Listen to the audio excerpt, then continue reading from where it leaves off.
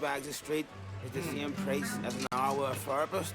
No wonder we're all fucked up. I tell you what, Maria, sorry, that's a great point. I got a point to be proving to myself. Sitting too long, getting moldy on the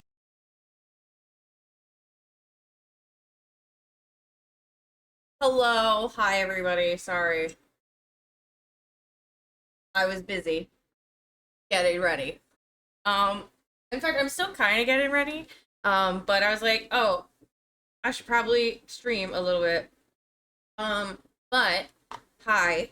Hi Blue, congratulations on getting first. Oh, thank you for reminding me to open up fishing too, by the way. Gonna work? Yeah, it worked on the first go. Now is that gonna work? No. Okay.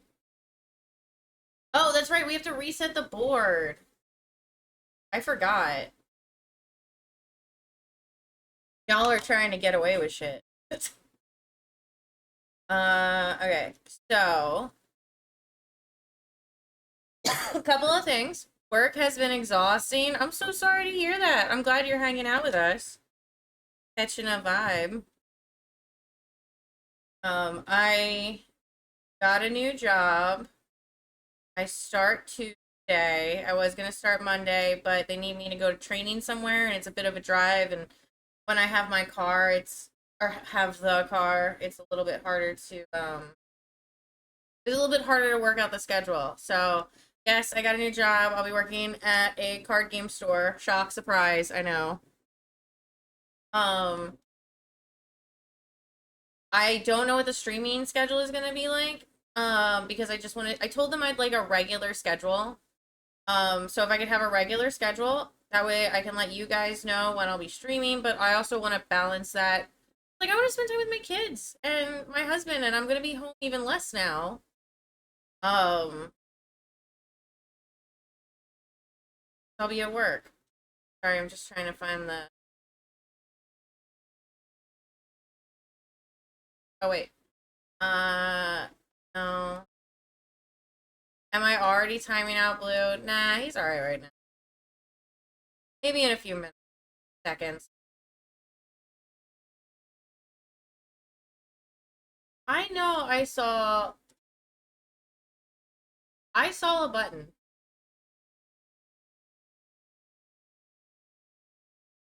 That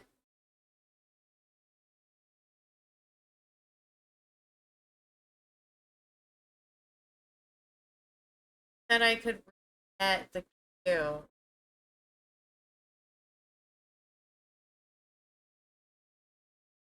Not the queue.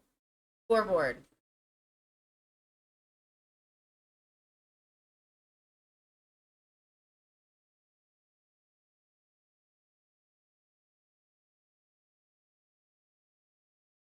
Start a new. Yes. Docking station for my Steam Deck came today. Nice. That means you'll be able to play your Steam Deck on stream. Um.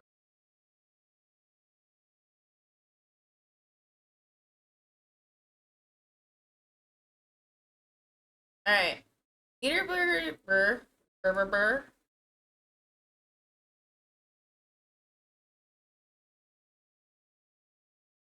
Yes, leaderboard is officially reset. So, fishing. I gotta think of a prize. I don't know what. But the winner will get something. Whoever gets the most points at the end of the month wins, and then maybe for like the year, starting this time next year, we'll do an all-time one. Don't tell Hobby he's #1 of all time. Prodigy still has the highest. Okay. Sorry. Anyway. So, I start Tuesday. I will probably have a more regular schedule worked out with the managers, hopefully next week. And then I'll go from there. I'll keep you guys updated on the Discord, but as far as I'm concerned, I'm not going anywhere. I will still be streaming. I will find a way to make it work. because I still feel like it's really important for people to be talking about these things. And I know that there are better people out there, but it doesn't mean I can't also be a better person out there. And I know some of you just rather listen to me talk about it. Like, I don't know, I feel like I've been told that once or twice. Anyway, I made up a queue.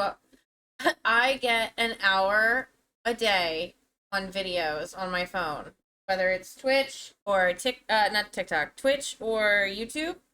And for some reason, Patreon. I have to reselect it, but I get an hour every day. And so I also have an hour where I have to do R&D for stream.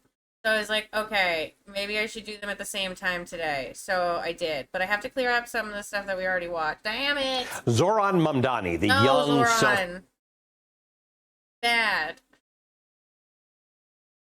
And I didn't put it in an order because, like I said, I only had an hour. So I kind of had to, like, go with what I could. And a lot of stuff, like, is old news at this point. Hey, Dorvy.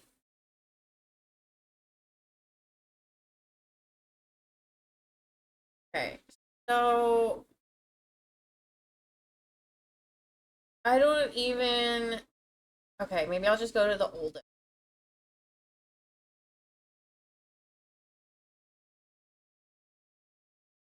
That's not gonna work. I should have. Maybe I should put 2 hours on my phone just to make sure I have a good layout done. 12:29. Bring the 7 down here. 8 hours, 10 hours, 9 hours, 7 hours, 8 hours. Sweet Tooth. Oh, nice. You just got me a trophy for finding all of the Halloween thingies. Yeah. Nice. Sick, bro. 17 hours. That'll go above 10 hours. 17 hours. 8 hours. 7 hours. I might have put the same video in here twice. Yes, I did. Oh, wait, no. They just used the same thumbnail twice. Okay, 4 hours, 3 hours, hours, 9 hours. Okay, in no particular order, everything I found online on this particular topic, by news stations and a few other journalists, everything from 2 days ago to 3 hours ago, pending updated information provided by chat. And then there's also this really good video I wanted to watch. It's called Why the US Tourism Problem. You guys can't see it, it's down here. Why the US tourism problem is much worse than you realize.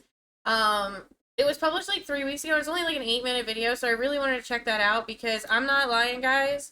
I have never seen the streets so empty before 4th of July weekend.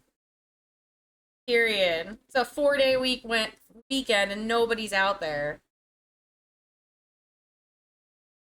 Alright. Period. Go Birds. Welcome back to today's video. Okay. You guys hear it okay? Because I have 2 fans going and I am struggling to hear it a little bit. But if it's too loud or too quiet, or if I need to adjust my sound, please tell me how I can make myself sound better. Because nothing turns me off from a channel more than sound. I can hear. Video today is Sunday, June 29th, 2025, and today we are going to be talking about Donald Trump's one big beautiful bill as the Senate comes to a vote-a-rama this weekend and likely to vote tomorrow on this bill for passage as we go into the July 4th deadline, July 4th being this Friday. This is Let's Talk Elections. This is the I don't want to say friend of the show because they don't know me, but I've been following them since Kamala. They cover like a bunch of different types of elections and show different like outcomes, and they use like previous statistics as their like evidence. like that. So the deadline for the House of Representatives and the United States Senate, saying that they must pass this bill in time for me to sign it on the 4th of July. A huge number of news coming out of the Senate today. I made a video earlier on talking about the retirement from Senator Thom Tillis, but I wanted to also talk about that in tandem with everything that we've been seeing come out about the One Big Beautiful Bill, what it means not only just for electoral politics, which is going to be a big focus, very obviously, of this video, but also what it means, just generally speaking, for the United States Senate, what it means for America, what it means, and what we are starting to see come out of this bill. Now, CBS did a good real rundown of some of the most major parts of this bill here, ranging from Medicaid restrictions to SALT deduction, to the debt ceiling, child tax credit, et cetera, et cetera. They go through all of these things, and it honestly is quite good. And to go through it briefly, just so you understand the stakes and the severity of many of the things that are set to pass if the Senate version makes it through and signed into law. The Senate version did these make tax it cuts through. from 2017, the ones that were cited very often by Donald Trump and his administration, they're looking to make permanent. They're looking to do a permanent extension on some of these tax cuts, and they're looking to make it so it would require another change. And I would really like to be wrong, but I believe that they will pass it in the House. I have a are they voting on it now, or were they voting on amendments? Ooh, gummy worms. Change going through the standard procedure in the House, in the Senate, and signed by the president. And it would be something that would be a challenge and a difficulty for many Democrats that would likely follow suit in the eventual time the Democrats do reclaim the presidency. But some of the other bigger things here is that on Medicaid restrictions, misspoke there, is that they're going to be really targeting a number of Americans that are on Medicaid right now. It looks like they're looking to do frequent eligibility checks, work requirements for some adults to get them off. And you're also seeing, too, that overall, a lot of these cuts here, they're trying to do, to some degree, an allocation of $25 billion for rural hospitals, in a way trying to offset some of the cuts that are going to Medicaid. But the point is that the GOP is trying to cut substantive portions of Medicaid and is just trying to offset it for portions of America's constituency. I'm just going to read the article that's on the screen because I was skimming it a little. It says the legislation includes restrictions on Medicaid, which provide government-sponsored health care for low-income and disabled Americans. Like the House-passed bill, the legislation imposes work requirements for some able-bodied adults and, more frequently, eligibility checks.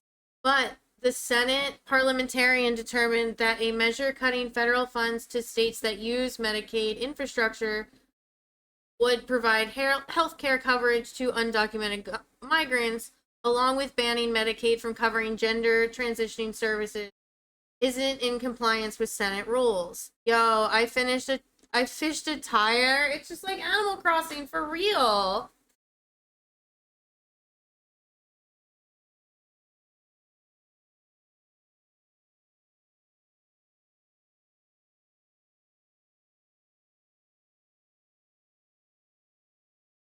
Okay. The parliamentarian also weighed in on provider tax, which states use to help fund their portion of Medicaid costs, in a blow to the Senate GOP's initial plan. Senate Republicans have proposed steeper cuts to Medicaid funding, in part by incrementally lowering provider taxes from 6% to 3.5% by 2032. The timeline is delayed by 1 year from the Senate GOP's initial proposal, after the issue became one of the bill's sticking points in the Senate in recent weeks. In a departure from the House bill, which sought to lower federal costs by freezing states' provider taxes at current rates and prohibiting them from establishing new provider taxes. The bill also includes a Rural Hospital Stabilization Fund after some GOP senators expressed concerns over how rural hospitals could be impacted by the Medicaid restrictions, allocating $25 billion for rural hospitals over the same period that the provider taxes were lowered. That they seemingly want to cover. But again, huge cuts coming here to Medicaid, something that many Democrats and honestly a lot of Republicans have been very outspoken about, but chances are this will make it into the final set of the bill and won't change between now and the time it reaches Donald Trump's desk. They're also just looking, again, restrictions on food stamps. The Senate bill still shifts the cost of supplemental nutrition assistance program, also known as SNAP or food stamps, to some states. The program is currently fully funded by the federal government. The federal government would continue to fully fund the benefits for states that have an error payment rate below 6% beginning in 2028. States with an error rate below 6% will be on the hook for 5 to 15% of the cost. States are given some flexibility in calculating their share. Wait, but what's an error rate? However, Alaska and Hawaii would receive temporary exceptions from the cost-sharing requirement. Both states receive a 2-year reprieve from the Department of Agriculture's determination. They are actively implementing a corrective action plan. The package also aligns with the House version on age requirements for able-bodied adults to qualify for SNAP benefits.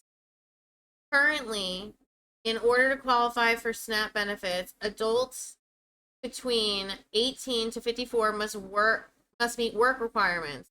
Both the Senate and the House bills would update the age requirements to 18 to 64. With some exemptions for parents. Alaska and Hawaii could also receive waivers for the work requirements if it's determined that they're making an effort, a good faith and effort to comply. Is that because their populations aren't that high and they're kind of like not the mainland? Restrictions on food stamps. They're looking to change some of the fundings. Some of the funding requirements are also looking to raise the age for work requirements. So currently it's at 54. They're looking to make it to 64. So what that essentially means is that they're going to be sectioning up a huge chunk of the country that is currently on food stamps. Again, massive changes, ones that are coming directly through this bill and ones that will impact millions of Americans nationwide. That's something that many people are looking at as a negative for the Republican Party. And again, we have to keep going through this. There's a lot to really understand. An AI moratorium. Well, like a gallon of milk in Hawaii and Alaska is dumb expensive compared to the Continental. Yeah, is that probably why they... And I also know like their sales tax is stupid high too. Okay, I'm going to read these other sections. Addressing the debt limit. The legislation would raise the debt ceiling by $5 trillion. Excuse me.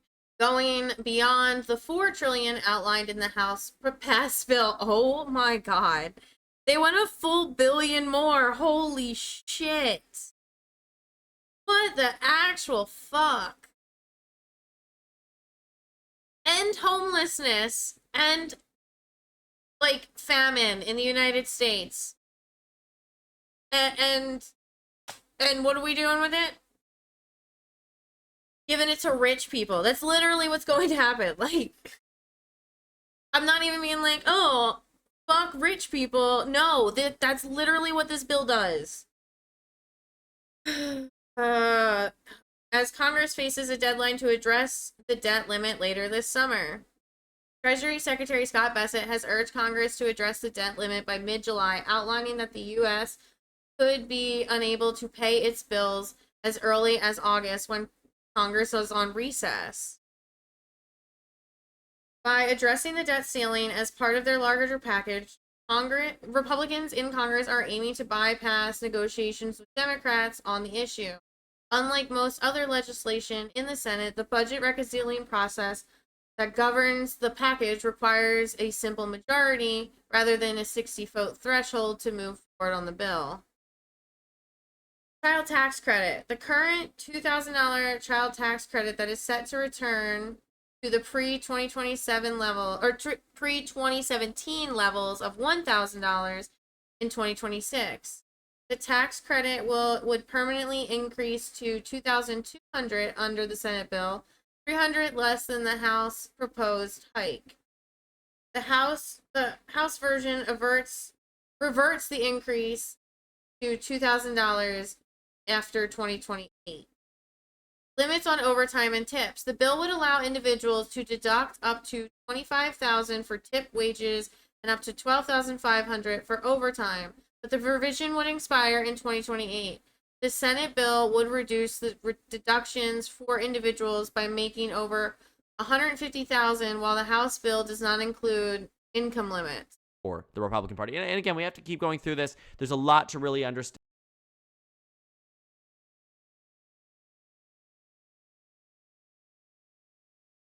Changes to the standard deduction. The Senate wants to permanently expand the basic standard of deduction, which was nearly doubled in 2017. The increase will expire at the end of the year. House bill, however, would expand the deduction only through 2028. Following me? You guys good? I'm so low. There. All right. AI memorandum. Oh wait, asylum fee. The legislation also includes a minimum of $100 fee for those seeking asylum, down to a $1,000 fee outlined in the House bill. The Senate parliamentarian ruled out the $1,000 fee for anyone applying for asylum and other fees on diversity. AI moratorium. A revised proposal of a 10-year moratorium on state regulations on artificial intelligence also made it into the same bill. The updated provision provides federal aid to states as long as they do not regulate AI. Oh, that's so fucked up. What about states' rights? What about states' rights? No, not in this America.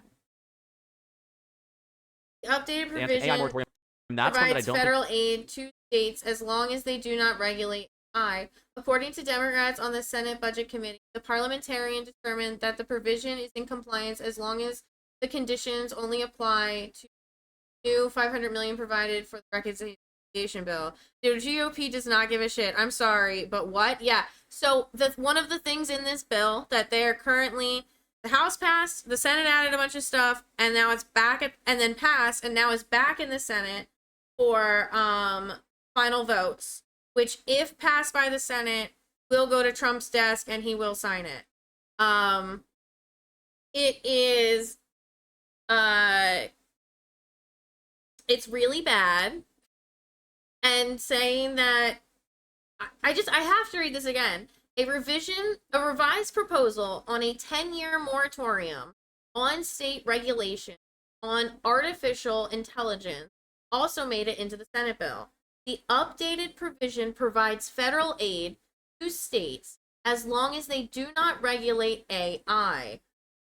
According to Democrats on the Senate Budget Committee, the parliamentarian determined that the provision is in compliance as long as the conditions only apply to the new $500 million provided by the reconciliation bill. So basically, as I understand it, if the states do not comply with what the federal government is telling them to do, the federal government is going to take away their aid or not provide their aid. So if you have a state that is like, no, I don't want you guys doing whatever the fuck you want with AI whenever you want, and this would include like deep fakes, guys. Like this would include like porn deep fake. Okay? You can't regulate that now. And if you're a state that wants to try to protect its people, no, you can't do that, or else the federal government is gonna be like, aid's gone, bro. So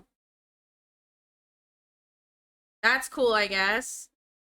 Think we've talked about really at all, and I haven't really seen many people in the news talk about it either, but it looks like they're trying to do a 10-year moratorium on state regulations on artificial intelligence, which is really crazy to think about. That means that for 10 years, no states can do any type of laws surrounding, can you do AI to do deepfakes for election ads, right? That's something that a state could not regulate if this bill passes. Can you do, whatever it might be? I don't want to say these things, so I don't want to get a restricted, video on it, but you can imagine what some people can do with AI. Can you use it for robocalls? Well, if a state can't regulate AI use. In South Korea, if someone makes a deepfake of you, that's actually a very, very heavy crime. I think it carries like somewhere between like 50 and 30 years in jail.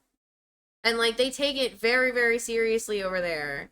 Johnny Somali's case has some deep fake stuff in it. And it's very interesting to see how the rest of the world is taking AI as seriously as they should be. Can't regulate at least the fact that you are able to create those things. Obviously, they can regulate scamming and going after vulnerable portions of the population financially, absolutely. But they can't say, you can't create this. You can't upload photos and do this, right? So these are things that will have a very, very big impact, and something that I do not think we're talking about at all, but again, is making its way into this one big, beautiful bill. So there's a lot here, a lot more that we haven't talked about, a lot more that will come through as the House and Senate do revisions.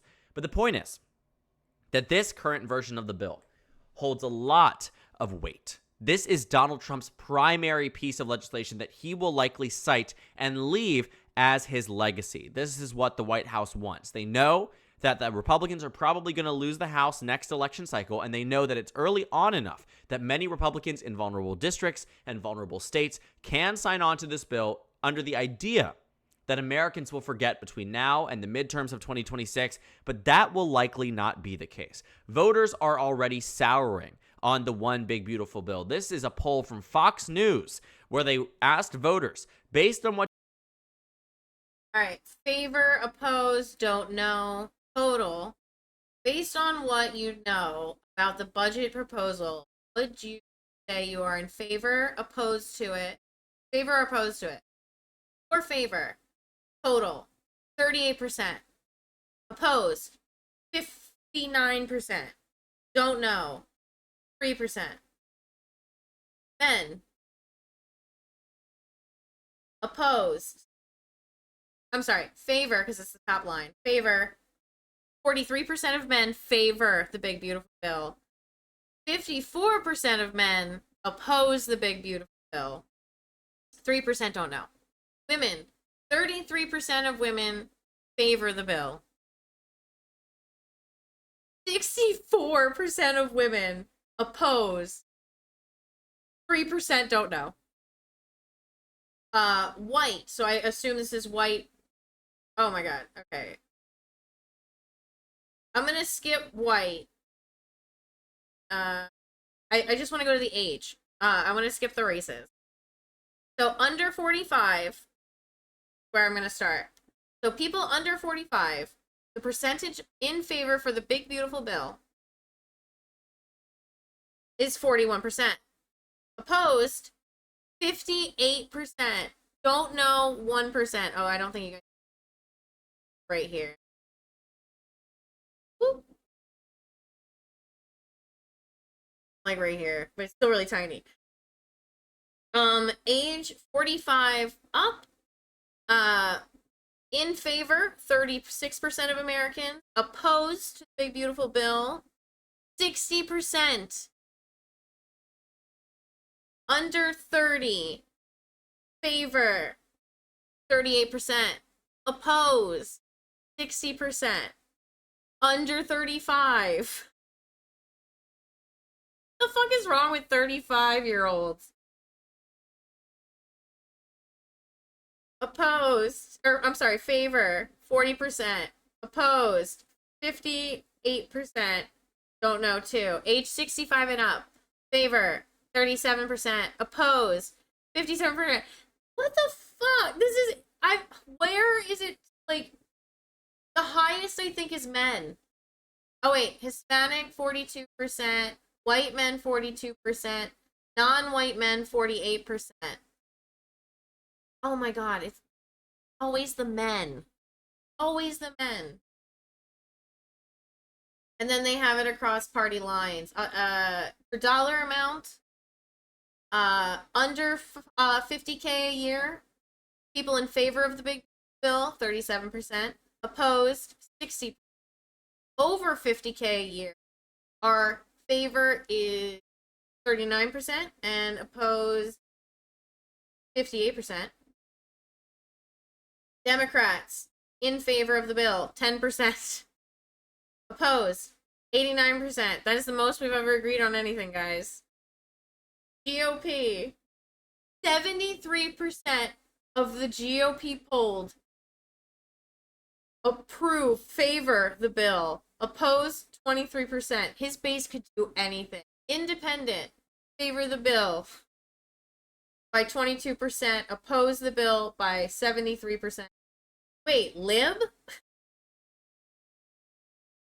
Harris voter, Trump voter. Okay, here, this is where we go. This is exactly where it only matters, all right? 2024 2024 Harris voter. 8% favor the big beautiful bill. 92% do not favor the big beautiful bill. And then next to it we have Trump voters in favor of the big beautiful bill. That's a 73%. Opposed, 22%. This 73% is exactly why I think you're going it pass, because if they know they've got like the base, they're good. Like they could care less. It's crazy. What you know about the budget proposal. In the previous question, they referenced the budget proposal being the one big beautiful bill. Would you say you favor or oppose it? Just 3% of respondents say they don't know. They don't have an opinion. But 59% oppose this bill. And the main reason for that is because Medicaid cuts don't just impact Democrats, right? That's a very obvious thing. Changes to SNAP and food stamps don't just negatively impact Democrats. Even if you voted for Donald Trump, and in many cases, it is the state. There's only a 3-vote margin for the GOP. That's enough. GOP in purple districts. Wise, we said the same thing in the Senate. We said the same thing in the Senate. Let us not delude ourselves. We know these how like hypocritical. Or they could amend the bill and send it back to the Senate. It could ping pong back and forth. I doubt it. I strongly doubt it. Nah, the Senate was always a losing battle. I don't know. The American people are the ones that are going to suffer the most from it. 50-50 tie Vance would break. Yeah, I know. I am not looking forward to any of it. I would appreciate if you guys kept me posted on it. Plus, if all the GOP members aren't there, it won't pass. Well, aren't they there right now? Or are they going to call like a 3 a.m. meeting and vote on it then? I think it's so funny. Like, Cory Booker is in the Senate, right? Like, why didn't he filibuster then?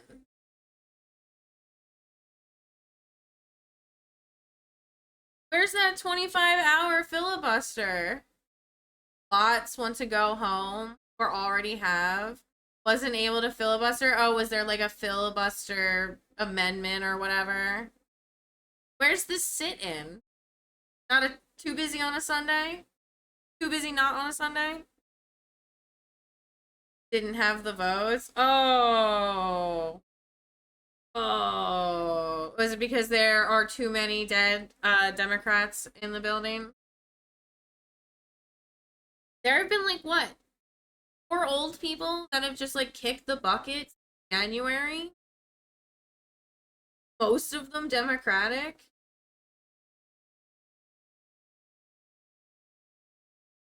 And like Fetterman, what happened to that man? He seems so good.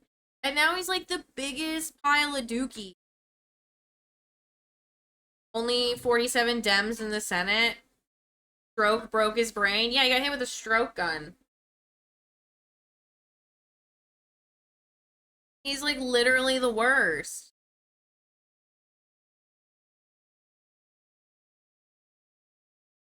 Fetterman is the Van Drew of the Senate. Ugh, I hate him too.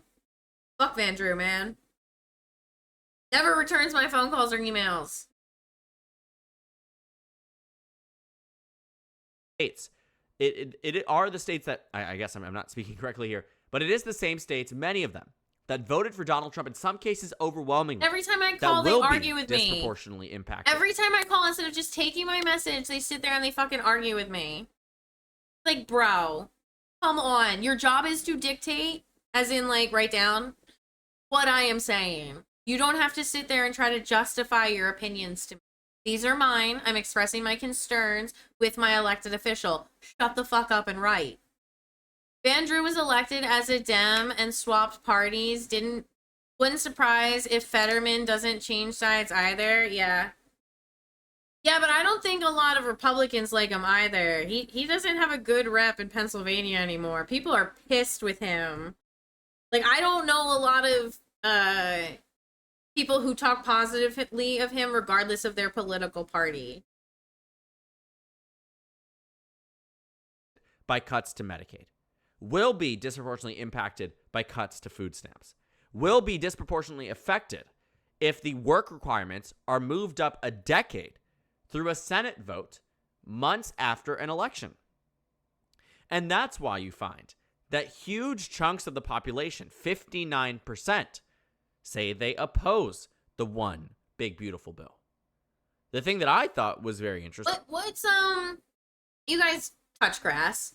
What are you hearing from people on the ground about the big beautiful bill? If you've heard anybody talk about it, you've been in a diner recently and listened to people yap. I need some feelers. Because I feel like most people I've yapped to it, if they don't know about it, they're really upset about it. But again, I talk to like therapists. Was that amongst 2024 Trump voters, just 73% approve of this bill. This is Donald Trump's primary piece of legislation. It reminds me a lot of, when Democrats are in the first 2 years of office. Obamacare is a good example. And they pass legislation that is very unpopular nationwide.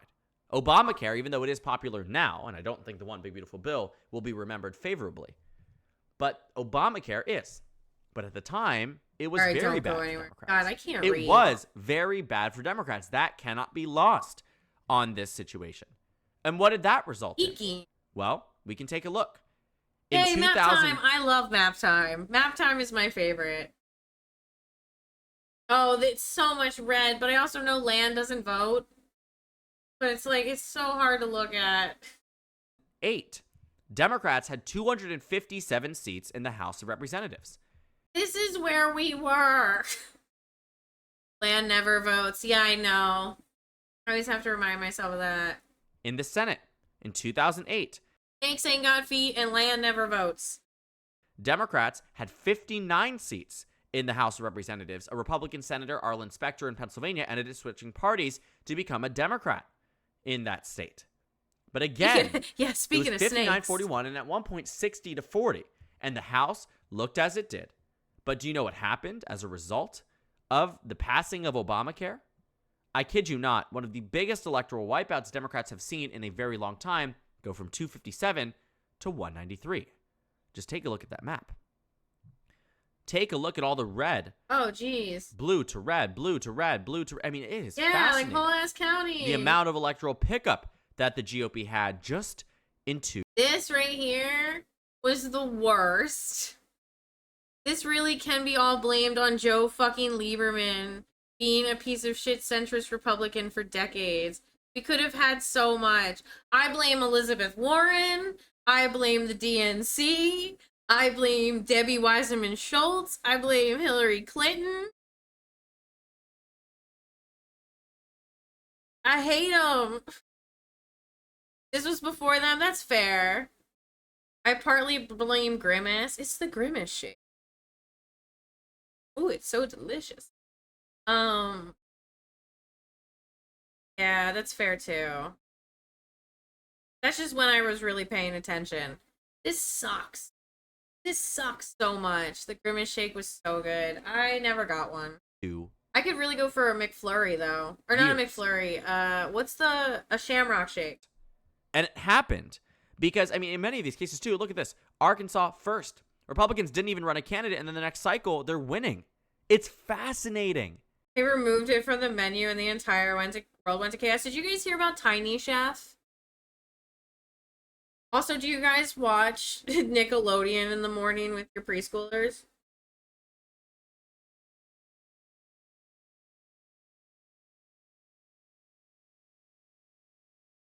Tiny Chef has been crashing the fuck out. Yeah. So, there was this little cute animated short that was in between some shows on Nickelodeon called Tiny Chef. I was more of a Cartoon Network kid growing up. This is recent. This is like within the last 5 years. Um, Bro is heartbroken. Yeah. So, basically, they got the news that their show Tiny Chef was canceled. And again, this is a short that runs in between commercial breaks as like a buffer, like a time slot filler. And it's just this cute little animation of a chef, a little felt chef, like cooking and stuff. But it's also like stop motion animation, so it's all like puppetry and stuff. Well, they got the call that Nickelodeon wasn't gonna take on their show anymore, and so the person animated their final episode as receiving that phone call and had a complete breakdown, and then they aired that episode. But right now they are raising money. I'm sure if you go to like Save Tiny Chef or Google Save Tiny Chef, did they do an Uncle Grandpa? I don't know. Probably. I never watched the end of Uncle Grandpa. I've only ever finished like one cartoon. Two. Avatar: The Last Airbender and Amphibia. 10 out of 10 recommend Amphibia. I wasn't an Uncle Grandpa fan. I thought it was kind of lame, especially compared to the art that is Adventure Time. And even Clarence was a little bit better than Uncle Grandpa. Why? Because Democrats passed Obamacare. Hated Uncle Grandpa. The issue is no one's willing to cross party lines anymore to negotiate. It is all about what the party wants. Even when one party had a huge majority in the 90s and 2000s, they at least work together. Now, if you don't agree with everything, one side says you are vilified as the other side. Yeah, that's fair. It's less like, I think a lot of what happens too, and I'm not trying to like downplay what you're saying because I do agree with you. I think a lot of what happens is like people care too much about their wallets and like their lobbyists, and like if their lobby says no, then it doesn't matter what the person across the aisle says. And so like I do think that's part of the corruption. Like with Citizens United being repealed, it really did ruin a lot of shit. Damn, I hate it here. They passed a bill that the American public very clearly did not want them to pass, and the Democrats paid for it electorally. Now, obviously, Obamacare ended up becoming more popular, but there are many cases in which in the first 2 years of a presidency, the president often overreaches if they have that trifecta. They often pass things okay, also, and hold on. Sometimes walking across the aisle and working with means somebody wants to pass a bill that doesn't allow transgender people to get their Medicare or Medicaid or health care or whatever you want to call it. So sometimes we don't always have to work across the aisle. Okay, I do want to say that. Like there have been some horrific bills that have been tried to like pass, and I don't want to be like, oh, we can meet somewhere in the middle or cross the aisle over this. It's like, no, we can't. That is a no-go. Like, I just want to preface that. Things through Congress, sign the bill, and then voters or say, rather wait a add second, that anecdote. I don't like what you're doing here. And the Senate is doing it right now. And there will be huge electoral repercussions. You can see it here. The heavy Democratic Party losses in 2010 were attributed to anger at President Obama, opposition to the Affordable Care Act. This is true. This is very, very true. And looking at what now we are seeing with the Senate, and then looking at now what you're seeing in terms of public response already, I wouldn't want to be in this position. When I tell people I didn't vote for Trump, they think I'm a commie and I voted for Kamala. I get called a fascist on the other side because I didn't vote for Kamala either. I vote my conscience, and quite frankly, I didn't like either candidate. I have never voted party candidates. I think that's fair, and I don't agree with people calling you that. I don't think you're a commie because you vote for Kamala, or when... You know, I hate when people call me a libtard because I have a septum ring, dyed hair. It's like, no, bro, I was a registered Republican until 2016. Shut it. How many deers have you skinned? But, no, I mean, I don't think your opinion on Kamala is wrong, especially having some retrospective now about the way I perceive the candidacy and the run. I do think I was blinded by hopium. But I don't think she was a good candidate, and I recognize that now. She ran on a dog shit platform. You know, she didn't want to actually help people. All she did was say, "Oh, we'll give you guys like $5,000 tax credit on new babies, and also we're gonna help with more of a down payment of a house." And it's like, that how does that help anybody? Who wants those things? Who's having kids right now? Who wants to have kids right now? Who's able to buy a house that can't even fucking pay for their groceries? What the fuck are you doing? I don't, or like the way she stands on like Israel Palestine. I agree with what everybody was saying, and I feel stupid for buying into the hopium. But I don't think that you're a fascist for not voting for Kamala, and I don't think you're a commie. I think you're have reasonable opinions. I think we can both agree that, you know, free childcare, free healthcare, more parental leave, or like family leave, better pay. I think we can all agree that that's a good thing, regardless of what we see in our political candidate.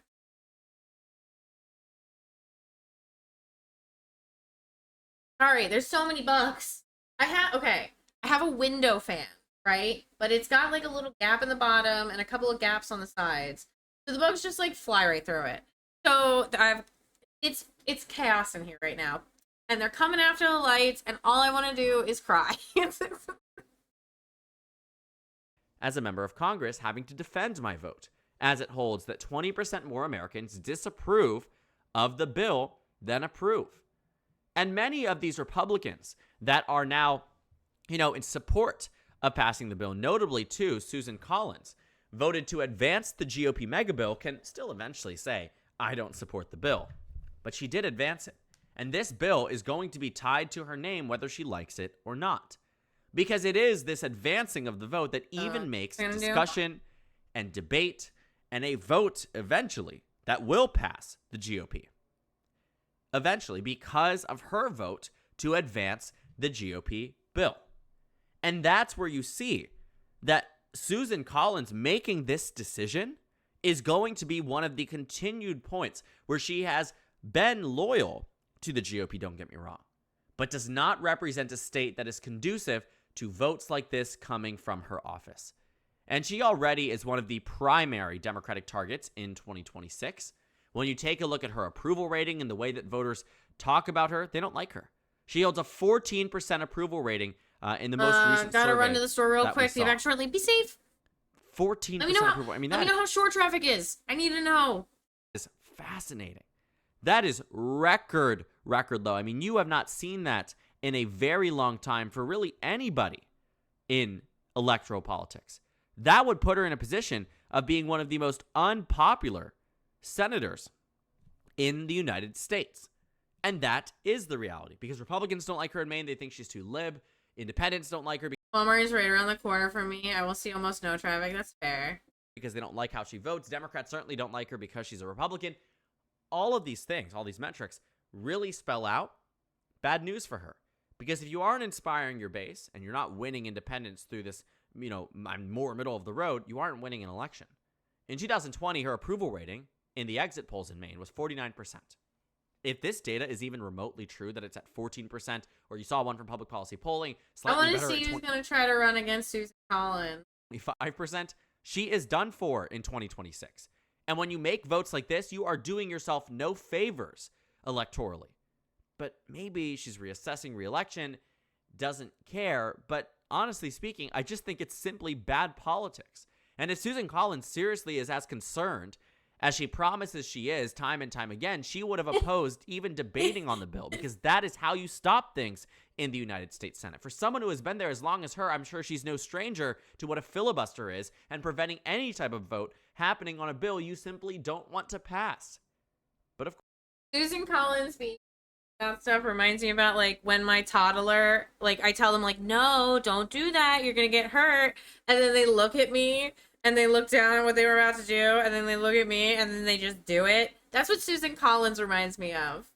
Like, yeah, I might regret this, and you're telling me I might regret this, but I'm still gonna do it.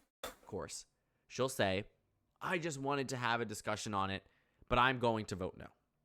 But voters aren't going to give her that second chance. Same thing with Tom Tillis, too. I mean, he is somebody who now is choosing to retire. But I imagine that this retirement actually makes him less likely to vote for the bill because he doesn't come from a blue state like Susan Collins does.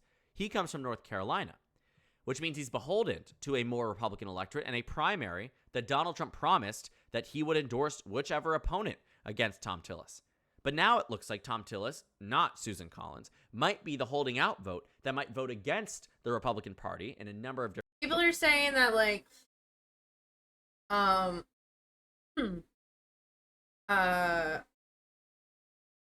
Laura Trump might run. different ways in this one big beautiful bill, and not the Republican that is running in a Democrat plus 8 state. That is the difference here. And I think that this one big beautiful bill holds a huge electoral liability given that the American public just simply doesn't like it. It reminds me a lot of, again, Obamacare, which inevitably became popular. And I will reiterate, I do not believe that will be the case for this one big beautiful bill. But at the time, those repercussions in that election are still being felt. 2010 was a census year. Republicans winning as well as they did in that cycle is the main reason they held electoral strength and held the House of Representatives Murphy, can you educate us about what happened with Lieberman? For 8 consecutive years because they gerrymandered the hell I don't know enough about it, and I think I would like to learn that.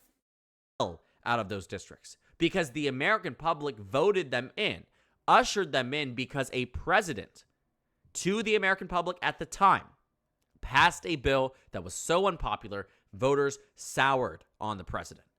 And Obama wasn't just narrowly elected. We know in 2008 exactly what type of presidential candidate he was, and he was one that was able to have the largest margin of victory that only pales in comparison, barely to Bill Clinton from the 1990s. Obama was winning Indiana, a state that now Trump won by 19 percentage points. That is the extent of Obama's reach. You take a look at the election comparisons, 2008 versus 2004. Take a look at how much bluer the country got. Wow. Nevada by 15 points. North Dakota by 19 points. Indiana Oh my god, it's so blue. by 22 points. Florida by 8 points. Pennsylvania by 8 points. Michigan by 13 points. Wisconsin by 14 points. It was fascinating. The only few states that shifted to the right, Arkansas, Louisiana, Tennessee, Oklahoma, West Virginia, but even then, barely. Just take a look. Crazy. Even if you look at 2012, massive improvements for Obama. So again, Democrats and Republicans Even can pass bills Massachusetts went and red. eventually win elections again, obviously. But with this one big beautiful bill, I do not think we are in a case where voters are going to forgive many of their representatives and their senators for passing this bill. And given that there is already so much focus on many negative aspects of the bill, Democrats are already messaging on the Medicaid cuts. You're seeing Republicans come out against it. Donald Trump is saying, I want this signed by the 4th of July. The American public is saying, I don't want this signed at all. But the Republicans in Congress aren't going to listen. They're going to pass this bill. And there will be dramatic electoral repercussions. And whether they are felt in this year's November regularly scheduled elections, whether they're felt in off-cycle special elections, and whether they're felt in the midterms, the electoral repercussions will be felt. Because that's the way that American politics works. That's what happened in Trump 1. That's what happened with Biden. That's what happened with Obama, and Obama heavily. And it will happen again. And this one big, beautiful bill, I do not think will go down in history as a popular bill amongst the American public. And you're already starting to see the direct impacts of the infighting amongst the GOP because of it, electorally to the GOP because of it, and it will be something that will be remembered. So his term's done in 2026, right? They're like, is his seat up for is Tom Tillis' seat up for grabs this coming November? No, I mean 2026 November, or is it 2028 November? Sorry. Remembered, should Republicans lose the midterms in 2026 to the degree that they are expected to do so, as one of the turning points for Democrats, as the country begins to get again sour on the national GOP for 2026, we're starting to see it now in its formative area because of this one big beautiful bill and the Republican Party's unwillingness to adjust and maneuver based on public opinion, but then again, that arguably has never really been their strongest suit. And so we'll see. The one big beautiful bill set to pass by Friday, signed into law by Donald Trump. And it will be interesting to see exactly how the American public responds, to what degree they will, and the electoral ramifications because of it. So thank you guys so much for watching this video. I wonder Make sure if to the comment down American suggestions public below. will respond. I'd love to see it. I hope it wasn't just for show and no King's Day. I haven't heard much about any protests going on, but Republican Senator Tom Tillis is one of those of North Carolina. He announced yesterday he's not even going to seek re-election next year. Tillis issued a lengthy statement about his decision, saying he hadn't been okay, so that means in 2026 his seat is now up for grabs. enthusiastic about seeking a third 6-year term in the Senate. The announcement came a day after Tillis said he is opposing Republicans' massive tax and spending bill in its current form, to the dismay of the president. Trump spent the weekend bashing Tillis on social media, but Tillis seemed to ignore the posts. Were you surprised by the extent of some of his political threats to you last night, just one after the other? Frankly, I never read them, so I'm not really sure how many there were. Do you know? I mean, I'm not on Truth. What is it? It's the Truth Social. I'm not on that Yeah, platform. I mean, he sort of, he pledged to meet with anyone. I have a question. I think it will pass, but if it does not pass, what happens? Is there like a vote off? Does it have to get like amended and then voted again? Does it go back to the Senate? I don't know how this works. Or I forget how this works. You know what would help? Hold on, I have the perfect thing that would help.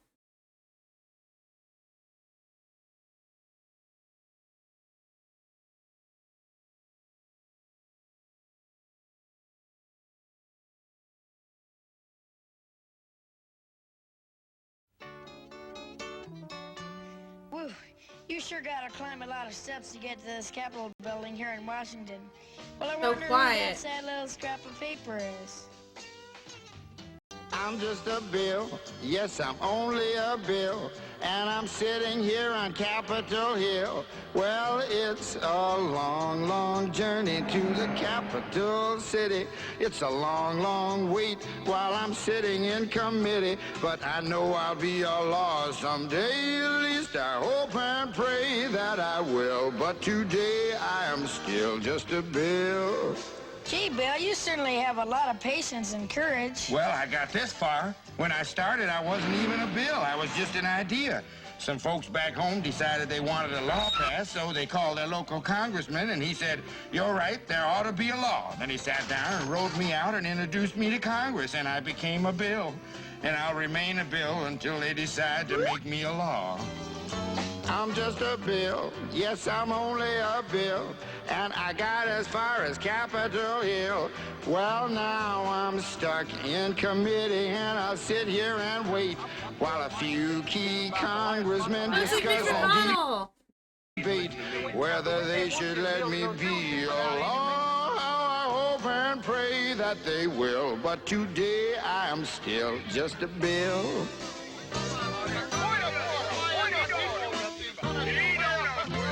I love this animation. Listen to those congressmen arguing. Is all that discussion and debate about you? Yeah, I'm one of the lucky ones. Most bills never even get this far. I hope they decide to report on me favorably, otherwise I may die. Die? Yeah, die in committee. Oh, but it looks like I'm gonna live. Now I go to the House of Representatives and they vote on me. If they vote yes, what happens? Then I go to the Senate and the whole thing starts all over again. Oh, no. Oh, yes. I'm just a bill. Yes, I'm only a bill. And then what happens? And if they vote for me on Capitol Hill, well, then I'm off to the White House where I'll wait in a line with a lot of other bills for the president to sign. And if he signs me, then I'll be a law. How I hope and pray that he will. But today I am still just a bill. You mean even if the whole Congress says you should be a law, the president can still say no? Yes, that's called a veto. If the president vetoes me, I have to go back I need to know what happens in between there. to Congress and they vote on me again, and by that time you're so By old. that time, it's very unlikely that you become a law. It's not easy to become a law, is it? No, but how I hope and pray that I will. But today I am still just a bill. He signed your bill. Now you're a law. Oh, yes. Sorry, I didn't get my question answered by Schoolhouse Rock, and now I'm kind of bummed out about that. That threatened to primary you. Oh, that's okay. You know, I told him actually via text that he probably needed to start looking for a replacement anyway before he posted that. If we're responsible for moving this bill, I believe that it's going to be a massive mistake. And sooner or later, you got to help the president understand that he's getting a lot of advice from people who have never governed, and all they've done is written white papers. And it's very different to talk about the perfect versus implement the practical. I love the way he said, I'm not on that platform, the president's favorite platform, and Tillis has decided not to be on it. His departure is expected to set off a highly competitive race in North Carolina. NBC News reports the president's daughter-in-law, Lara Trump, is seriously considering a run there. Meanwhile, the Wall Street Journal editorial board has a new piece titled Trump Puts the Senate in Play in 2026. And it reads in part, quote, a common feature of Donald Trump's 2 terms as president is that he can't stand political prosperity. When events are going in his direction, he has an uncanny habit of handing his opponents a sword. The GOP pickup opportunities are few. So with Mr. Tillis's departure, the Senate is in play for 2026. Oh, and on Saturday, GOP Congressman Don Bacon said he won't run for re-election in his swing Omaha seat. That's a likely gain for Democrats in the House. Tillis and Bacon didn't help themselves by echoing Democratic attacks against the GOP's very modest Medicaid changes. But then Mr. Trump and GOP leaders haven't helped them or the party by failing to make the moral and fiscal case for those reforms. GOP legislative reforms will have no chance if Democrats take the House in 2026. And if they also take the Senate, forget about confirming another Supreme Court nominee. The Trump presidency will be dead in the water. So, Sam, does Tillis really put the Senate in play?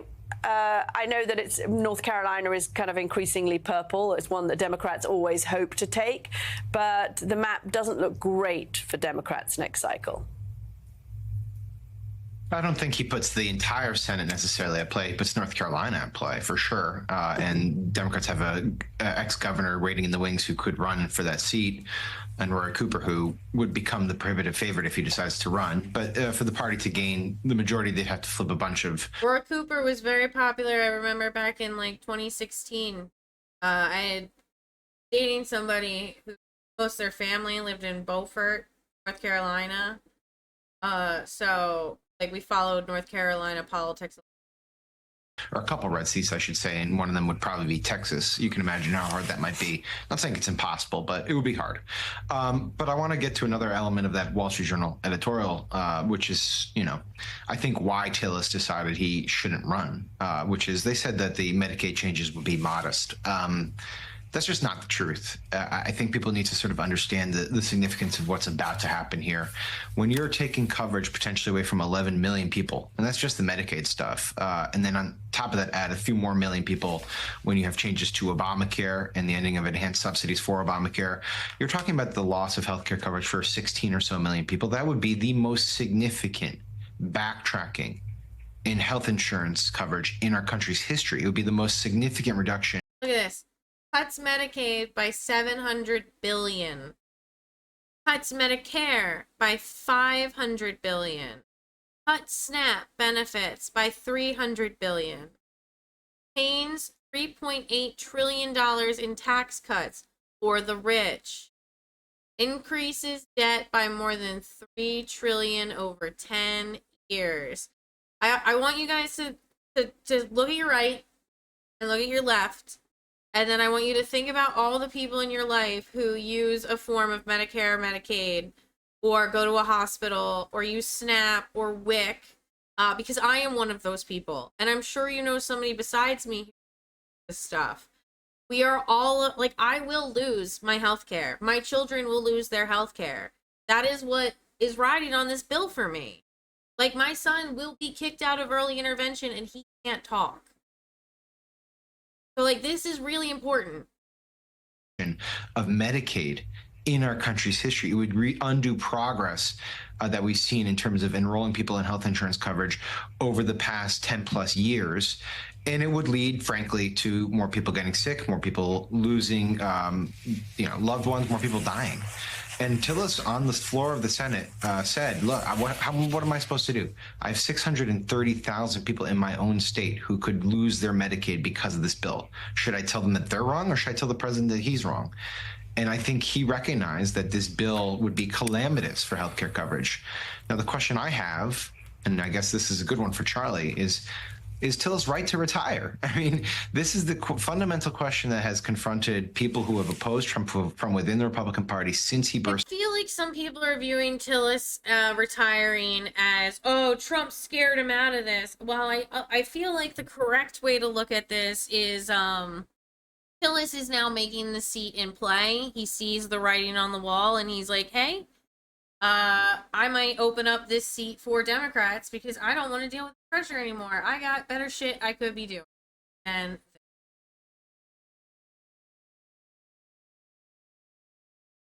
anyway. Onto the scene. Do you fight the fight, or do you leave the tent and fight the fight? And in this case, Tillis is saying, look, I don't have any sway left. I'll stick it out for another year and a half, but I'm not going to even run in the primary. Same with Don Bacon. And I struggle with the question of whether or not that's the right decision. I'm glad he went to the floor and said what he said, but should he have tried to stick it out? And if so, to what end? Well, that is an excellent question. And, it keeps coming up over and over again. Jeff Flake made the same decision. I mean, you can tally up the number of Republicans who have self-deported, who simply realize that there's no place for them in the Republican Party. And, of course, you'd like them to stay and to fight. But that assumes that the fight that Donald Trump does not, utterly control the Republican Party. I think there's a certain level of futility about all of this. Yes, I would have liked to see him, stand and fight. But the reality is, this comes back to the Republican primary voters, and they are in fact taking their cues from Donald Trump. So you're Tom Tillis, and you're saying, do I need this in my life? Do I need to go through a bruising, ugly fight where I'm either going to have to try to appease Donald Trump, or I'm going to have to run against Donald Trump in a MAGA-dominated primary, and life is too short. So once again, achievement unlocked. Trump has driven another quasi-normie out.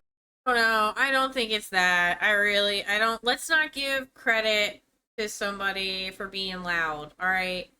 The guy might straight up just be like, I don't want to do this anymore. Also, like, bye. Like, it could be as simple as that. Like,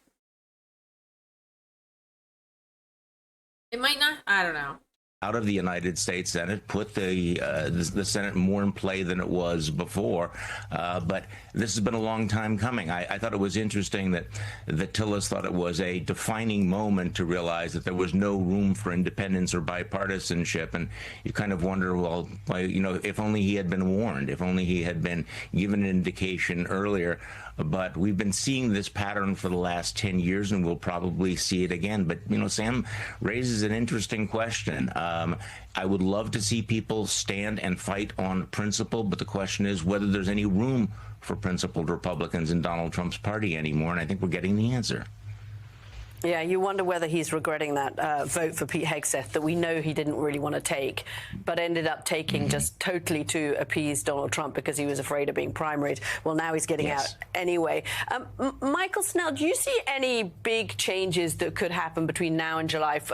I don't know if the bill gets to Donald Trump by July the 4th, but whenever it does get to the president's bill, are there any significant changes that could come into effect that people should know about?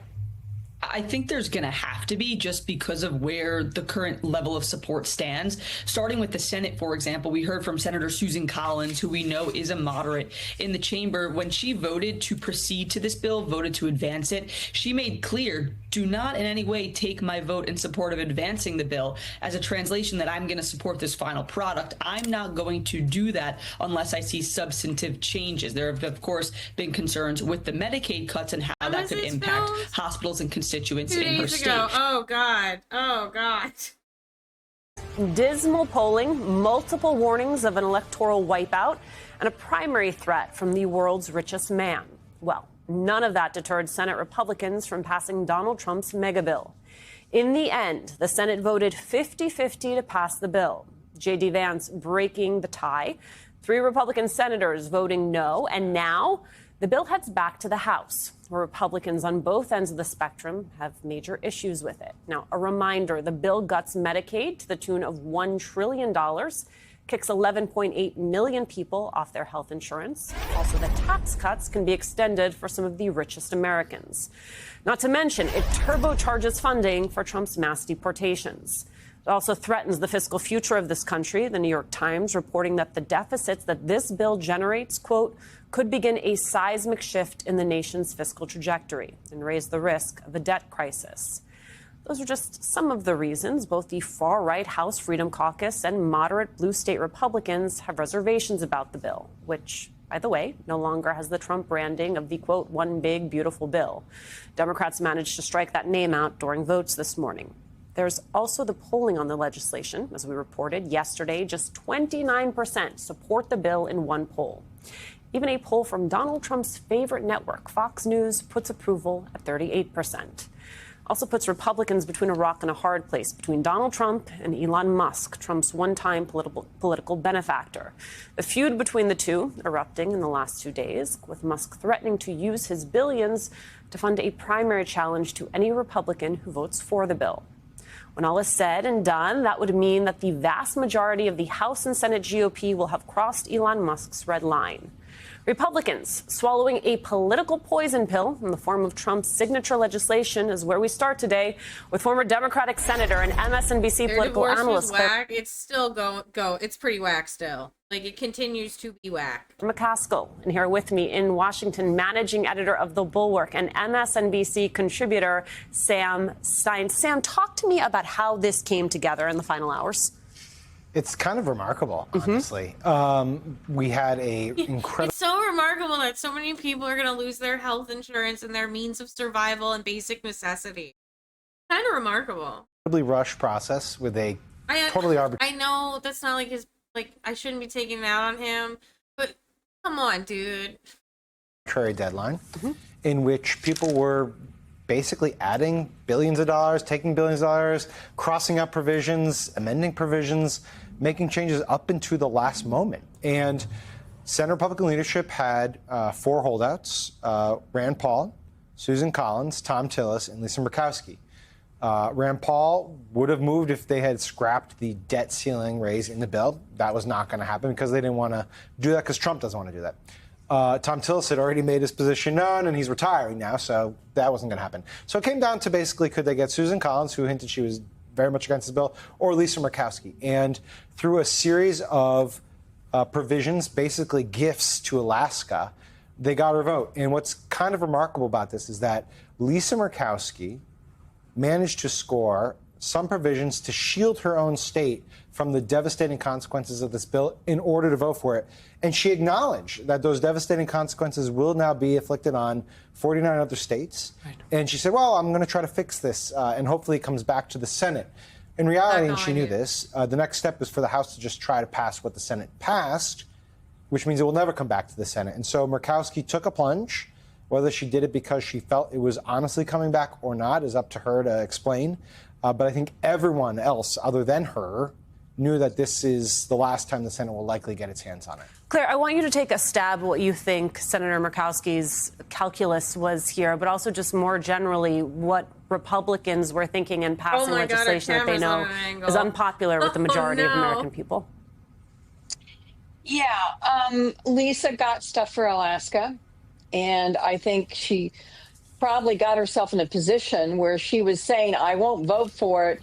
And they said, well, let's do this for you. Let's do that for you. And she said, well, if you'll do this for me. And I'm betting that they kept giving her everything she asked for. And then she kind of was in a hole. She kept, it would have been like her keep moving the goalposts. I'm not going to make excuses for Lisa Murkowski and what she did. But what about somebody like John Cornyn running in Texas next year? What about somebody like McCormick in Pennsylvania, who barely beat Bob Casey? And there is so much about this bill that is politically toxic, Alicia. I mean, the fact that the mere pittance they're giving on taxes on tips and Social Security, guess what? That goes away immediately after the next presidential election. And then, on the other hand, the tax cuts for billionaires, they're permanent. And the cuts for Medicaid don't happen until after the midterms. So there's so much cynicism in this bill. They are banking so much that people will buy what they're selling, which is a lie. And what's going to happen, there's going to be real devastation, and people are going to feel the pain. And I do believe that the people who voted for this bill will regret it. Tim Miller, your thoughts on this legislation? Well, I agree with Senator McCaskill there. I almost, boy, that would have been an insult calling you Senator Murkowski there for a second. I agree that certainly the swing district Republicans in the House are going to regret this, as evidenced by the fact that Tom Tillis, who is going to have the toughest race of all the Republicans in the Senate, besides maybe Susan Collins, essentially quit over not wanting to vote for this bill. So, and the bill is a big-time political loser, but the policy ramifications are very severe, and the Senator Murkowski's explanation for voting for this bill is something that it's hard for me to think of. Are there any news stations talking about this bill positively? Like, is Fox promoting this in a good way? Because it seems so awful. It is so awful. Other precedents for this, like before this time, where you would have a senator. It's not just her; it's also Josh Hawley and Ron Johnson, who are out there saying essentially that this is a bad bill. Like Hawley's rationale for voting for it is that the Medicaid cuts won't go into place ever, and that he'll fight them in the future. Ron Johnson hasn't even given a rationale for why the bill that he was railing against he's now voted for. Murkowski said in an interview afterwards that she knows this is going to cause pain to people in other states, and like it's not as if the Alaska's getting a great deal here. They're just getting a carve out on some of the SNAP reimbursement so that it won't be quite as painful for people on food stamps in the state. That's not a great deal for Alaska. So voting for it just because the Alaska deal is less bad than the rest of the country, when you recognize that it's going to cause a lot of pain in the rest of the country, that's not even getting into the ice side of it, the cuts to energy production. The Murkowski rationale for supporting this is extremely befuddling. And there really was no rush. I guess she felt pressured by Thune and maybe President of the United States, but she's bucked him before. So it's a flummoxing decision to pass a bill that so many people who even support it recognize its serious flaws. So what happens, Sam, now in the House? Well, bill goes to the House. The House Republican leaders are saying they want to move it tomorrow, which... I mean, sometimes you just got to step back and say, what are we doing this for, right? Like, everyone who has voted... Those billionaires need their tax cuts ASAP. Those tax cuts aren't expiring tomorrow. You have some time here. The debt ceiling's not being hit tomorrow. But it's to Tim's point, it's like everyone who's voted for this bill, not everyone, most people who voted for this bill have been like, well, it's really a bad piece of legislation, but, we'll fix it later. Fix it before you pass it, right? Like, it's hard to underscore how much this is so arbitrary. Trump wants to sign a bill with fireworks going off behind him because it's July 4th. That's like literally the entirety of this reason. So they could hit the pause button and say, instead of voting for passage, why don't we get it right and then vote for passage, which is, how you would normally operate. And he can have his fireworks in July. You can have your fireworks. Push the fireworks. Where are we updated on this?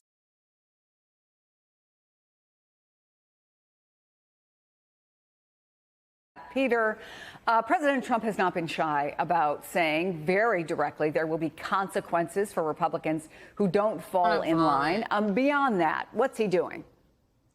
Well, you can see the West Wing here. That's the Marine Guard out front, which means the president is here in the West Wing. We believe he's taking meetings. We know over the course of the day he'll be meeting with some of those moderates, as Melanie noted, also meeting with some of the Freedom Caucus members here. But the bottom line for the president is this really is the biggest test of his presidential power in this second term to date right now. He succeeded in getting lawmakers, Republicans, to sort of bow to his every move to this point so far. They have approved his nominees. They cheered his overhaul of the federal bureaucracy as a function of DOGE under the leadership then of Elon Musk. And now it's his signature legislative priority, this one big, beautiful. Welcome to the News Hour. It's been a dramatic day in the U.S. House, where President Trump's massive tax cut and budget bill is currently in limbo. There are a number of conservatives not yet on board, and the House has frozen proceedings as its leaders try to get enough votes to move forward. Our congressional correspondent, Lisa Desjardins, is on Capitol Hill with the latest. So, Lisa, where exactly do things stand right now? I'll start by looking at what's in the chamber near me. This is what history at a pivot point looks like. A mostly empty House chamber where staff has been waiting for some 3 hours. They've been frozen on this vote, which is a procedural vote. And the idea is to get to the rule vote, which is a procedure that is needed to essentially open the door to get onto the big budget bill. But right now, the door to the big budget bill remains closed. And that is because of conservatives and others in the House conference, the Republicans, who say they're just simply not ready yet to vote yes on this bill. This led to a dilemma for House Speaker Mike Johnson. I watched him on the House floor going one by one, trying to convince members to vote yes for these procedural votes. But in the end, he left the chamber. He was stoic as he walked out of the chamber. This video we have from Kyle Madura, our producer, showed he was on the phone trying to figure out a way out. Now, in just the past hour or so, Speaker Johnson has been more optimistic. He told reporters that he thinks the bill, not just the procedural votes, but the bill itself could pass tonight. I mean, it's already dinner time on the East Coast, so that is optimistic, but it is not impossible. And it is a matter of negotiations between Republicans and other Republicans right now. And those Republicans who oppose the bill at this I feel like Mike Johnson saying he could pass it tonight is just him signaling to Trump, hey, demand it gets passed tonight, and then everybody feels like they have to fall in line. It could pass tonight. point, Lisa, what are their main grievances? Right, there are still two groups. There are some moderates who are still uncomfortable with this bill and the cuts to Medicaid. But as I speak to them, more and more of them seem to be getting on board the bill. That includes Don Bacon of Nebraska, who told me he likes the spending on defense that we talked about last night. He's willing to take the trade-offs because of that. Or Ken Calvert, a Republican from California, told me he's getting there on this bill. The bigger problem tonight seems to be convincing the Freedom Caucus and fiscal conservatives. Let's look at part of the group. It is a large group of dozens of members with concerns, but here are some core members, Chip Roy among them, and some others who say that they are concerned about the red ink in this bill. Some of them, including Ralph Norman, have told me that they were a hard no on the procedure and on the bill itself this morning. But let me tell you what has been happening in the last couple of hours. These members have been in talks, not just with Speaker Johnson, but with the White House. And what they are asking for, what they've been offered, are perhaps some executive orders, if they go for the bill in its current form, executive orders to somehow cut spending or rein in some of the social policy that they wanted in this bill. But one member told me they are concerned because of the way court rulings have gone, that they're not sure those executive orders would stand. So what's happening is you're seeing all three branches involved in this discussion in theory. And while these members want to get to yes, there is a bottom line number problem for them in this bill. They haven't thought through because they're all in subservience to getting it signed on July 4th. They have no idea what they did in the Senate. They have no idea what they're about to do here in the day because they haven't seen the particulars of this bill. And that's how Democrats feel about it. Democrats, as you saw, held a rally earlier today. That's one of the Democratic committee chairmen. They're raising a point about they're questioning, as some conservatives have as well, the idea that there just hasn't been enough time for this. All right, Lisa, in the minute we have left, what happens next, such that anyone knows? We don't know. I think tonight is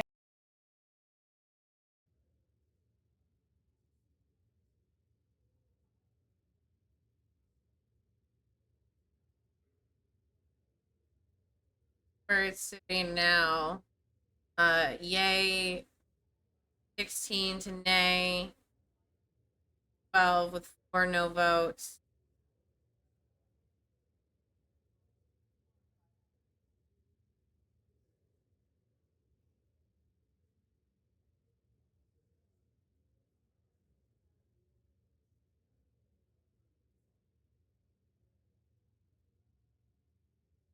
I hate it here.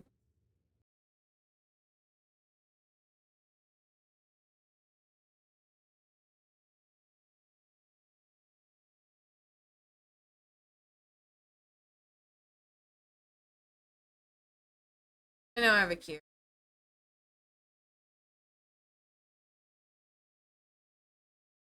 The tax cuts would give the wealthiest households a $12,000 annual increase, but would cost the poorest people. Yeah, if you make under $17,000 a year, you will then owe the government, or you will actually make $1,600 less.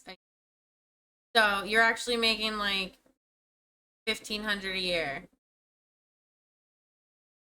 Yep. And the highest earners go up 12,000. Yep. $1,600 a year. $1,600 a year. The CBO also estimates 11.8 million more Americans would be uninsured by 2034 if the bill becomes law, and that 3 million more will not qualify for food stamps, also known as those SNAP benefits. You know, this is just a thought for any of my Democratic Socialists currently listening. If this law does pass, a good thing to immediately do in return would be to, since the private sector is out of control and all of this like work that has been done is awful, everyone gets free health care. How about that? Let's do that. Let's get a Republican, let's get a Democrats around on that. I'll vote for that person. That's all they need to say. They don't need to say anything else. Somebody be like, what's your take on Israel-Palestine? They can be like, Israel gives free health care to their citizens with money that we pay their government. So I think we should give Americans free health care. I don't know if you guys knew that. That's right. The money we give to Israel, they then use for free health care for their citizens. And their maternity leave is out of control. Their paternal leave, out of control. In a good way. Like, it's extra long. But we don't have that here. We pay foreign countries to have that. We don't even get that. That's what I would vote for a Democratic. If anybody from the DNC just runs on that. So, Caddy K, this is, as David Drucker said, over a decade of watching Donald Trump in national politics now, we kind of know where this goes. We'll hear some protests from principled conservatives talking about the values that they've always held about small government and reducing the debt and the deficit. But at the end of the day, when they get a phone call from Donald Trump or the threat perhaps of a primary, we know how they'll vote. Yeah, I mean, Congressman Maxwell Frost told our colleague Jen Psaki that there were 20 no's, but those are no's until they're yeses, right? Until they get that phone call. I mean, step back just a second, Willie, because remember what Donald Trump did that was so remarkable in 2016 is he upended the historical orthodoxy of the Republican Party, which is that people wanted cuts to the social safety net in America. And actually what Republicans realized after Donald Trump was elected is that many Republicans didn't want those cuts to that social. Cyberpunk 2077 is gonna be real. Gosh, I wouldn't even say. Well, maybe Cyberpunk. There's gonna be a lot of AI. There's gonna be a lot of. Well, I think like more like Judge Dredd meets like Fifth Element. I don't know. It's awful. It's so bad. Like, why are we sending billions of dollars a year to Israel to give their citizens free health care, and we can't even get that here? Social safety net. They actually quite liked the government programs that they'd be given, which is, Gene, why this is challenging for Republicans around the country. Yeah. And Democrats on the other side are looking at this. I've spoken to them over the last week or two. They're looking at this and saying, well, you know, if we really wanted to make sure we had a good chance in the 2026 midterms, this bill is probably the single best way to get it. Yeah, I think this bill is great for Democrats and great for their prospects in the midterms. And the Democrats can just sort of enjoy the ride, I think. And, you know, they probably won't enjoy the fact that all this money is being taken from Medicaid, that so many people will not get food assistance, that the tax cuts will become permanent and cost $4 trillion. But that's all on the Republicans at this point. And it is a strange spectacle. I think we all know how this is going to end. Eventually. Are there any New Jersey people that are up for election this year or next year, next year, 2026? Because I might, if I'm not going to run in 2026, I'm definitely going to run in 2028. Actually, they're going to pass it, and you just have to look at Senator Murkowski and the statement that she released, which is just astounding, really. She votes for the bill, and then she talks about how it's a rushed process, artificial deadline. It's not ready. The bill is not ready for the president's I thought maybe they were going to talk So she could about have like actual, like, I don't know if she had gotten voicemail.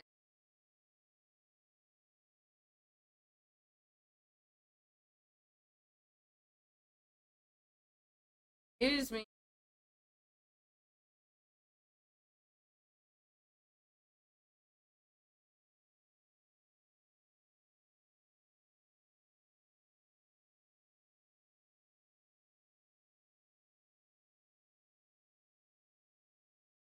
Joining me now, Indiana Republican Congressman Marlin Stutzman. He is a member of both the House Committee on Financial Services, the House Budget Committee, as well as the House Freedom Caucus. He had a lot of membership cards in his wallet. Congressman, good to have you with us. Thanks for joining us. You have expressed on social media a desire to take a little bit longer, to not necessarily live within the confines of the July 4th deadline. Oh, reminder, in between all this depressing news, if you have community channel points and you don't know what to do with them, we're going to do a fortnight in the Discord at some point, a community fortnight.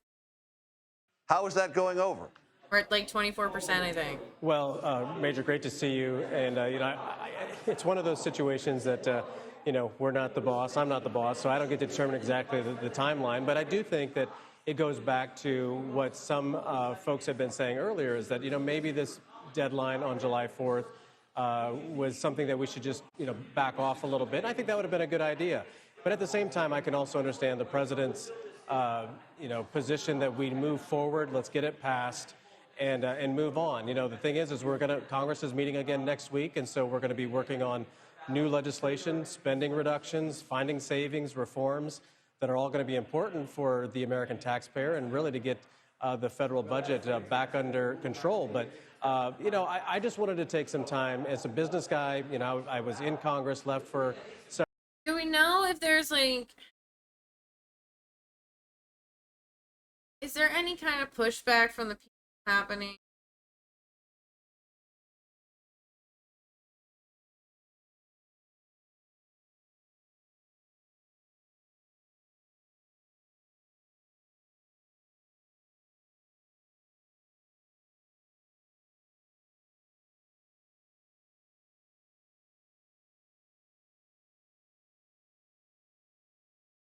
Just it keeps getting worse and worse, worse, worse, and worse every day. I knew it was gonna get bad on election day, but I didn't know it was gonna get this bad this fast, I thought maybe there'd be a little bit of pushback or a little bit of anything.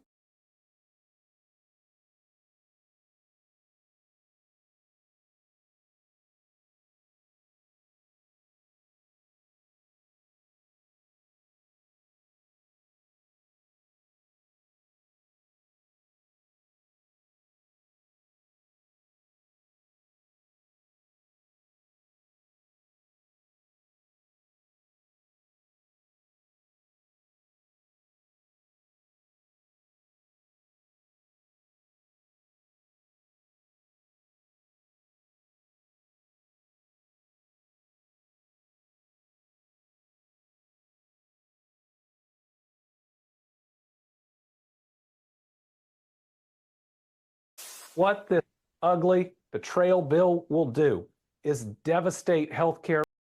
So he's giving a speech to the American public. Why can't anybody do that? Can't just any person in the government be hey, I want to speak to the American people? Is that a thing you can do? And so why aren't people doing that? Why aren't there a bunch of people pulling up a live stream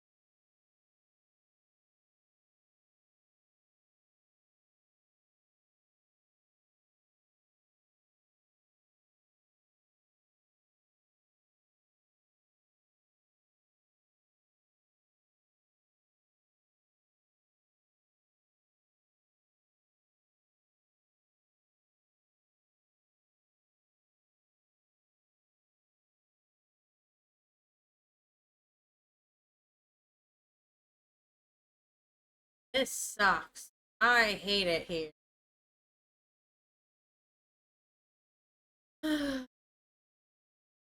All right. I had a queue. Back to the queue.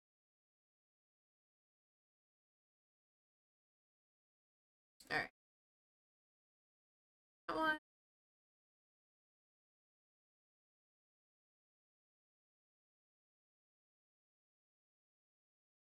My PC runs Cyberpunk 2077 surprisingly well. Oh, nice.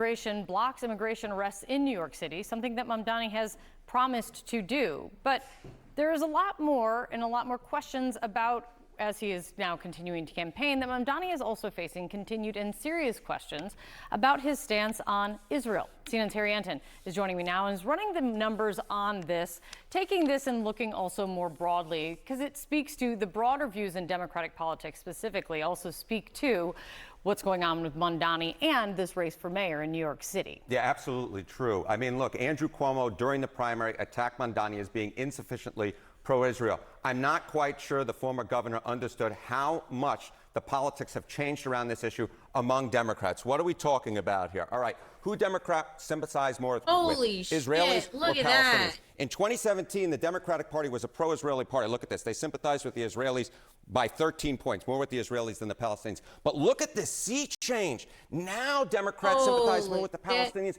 by 43 points. Oh, my God. That is massive. I'll never forget when Hassan said on stream, like, when he first went to Colombia, about, like, how he doesn't feel alone anymore, and, like, how he felt like he's been trying to do this fight for, like, such a long time, and now he doesn't feel so alone. And seeing these numbers, I hope other people realize you are not alone in your feelings, that what is going on with the genocide is awful, and please keep sharing about it and talking about it, and, you know, speaking out, because it's the truth and we all recognize it right in front of our faces. That is a change in the margin of 56 points over the course of just 8 years. So all of a sudden, it's the pro-Palestinian position that actually reigns supreme in Democratic politics, not the Israeli position. And that is part of the reason why Mamdani was able to do so well in this primary, because those attacks over Israel, simply put, did not ring true for Democrats. They're now on the side of the Palestinians, not the Israelis. I mean, this is a much bigger issue, specifically with Mamdani, though. I mean, an outspoken critic of Israel. He's facing continued criticism, though, for not being outspoken enough against anti-Semitism, that is for sure.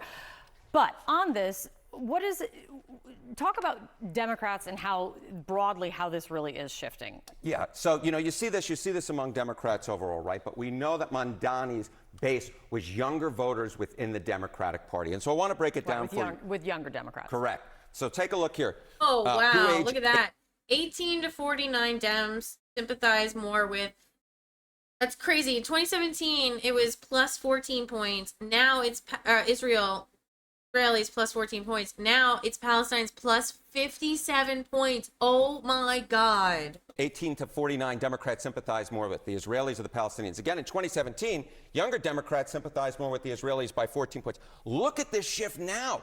Palestinians, they sympathize more with the Palestinians by 57 points. That is an over 70-point shift in the margin in just a matter of 8 years. So the bottom line is, Mamdani's base within the Democratic Party and the base of the Democratic Party of younger voters, younger Democrats, have changed tremendously on this issue in 8 years' time. I rarely ever see shifts like this, Kate, in which you see one side of the equation leading by 14 points 8 years ago, and then all of a sudden the other side of the equation leading by 57 points. The bottom line is the politics around The Israelis and the Palestinians have shifted tremendously among Democrats, and they've shifted specifically tremendously among Democrats who are under the age of 50, younger Democrats who are Mamdani's base, and also the base of Democratic socialists like himself, like Bernie Sanders, like AOC. They have just shifted more so than I think that anyone could possibly have imagined, say, 8 years ago.